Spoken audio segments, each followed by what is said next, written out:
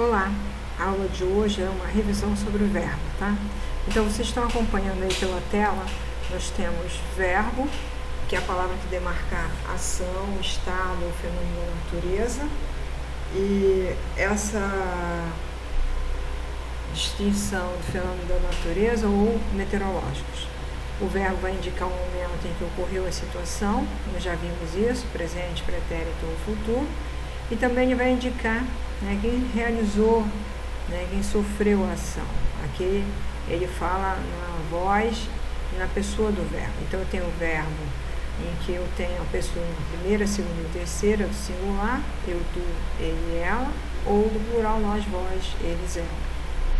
As expressões formadas por dois ou mais verbos são chamadas de locuções verbais. E aqui nós temos o verbo na flexão de número, singular e plural, na flexão de pessoa, eu, tu, ele, ela, nós, vós, eles. E nós temos a flexão aqui em relação ao tempo, presente, passado, pretérito e futuro.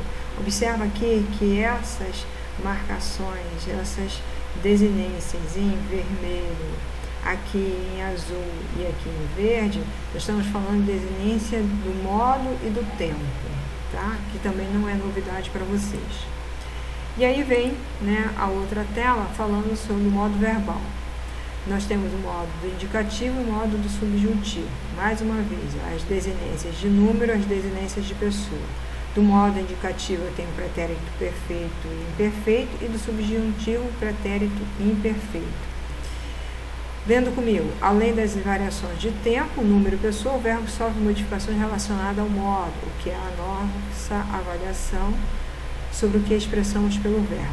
Há três modos verbais: o indicativo, o subjuntivo e o imperativo. Isso também nós vimos no nosso livro de língua portuguesa.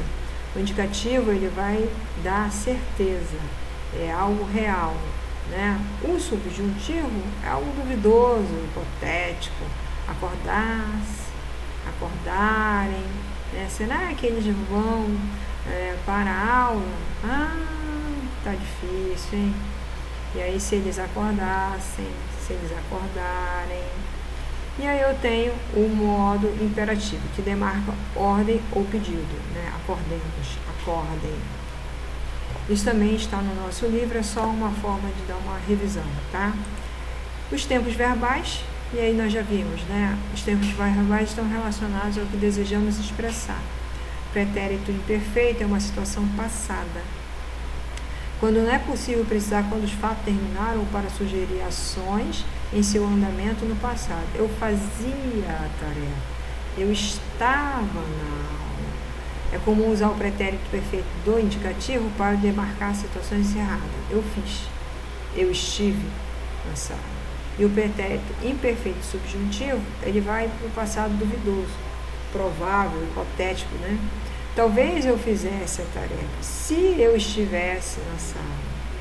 E aí você lembra, eu falei para vocês que os verbos, eles têm 5 flexões, Ele é uma classe de palavra variável que vai flexionar em modo, tempo, número, pessoa e voz. Isso aqui é só uma revisão para a gente encerrar o assunto verbo, tá bom, pessoal?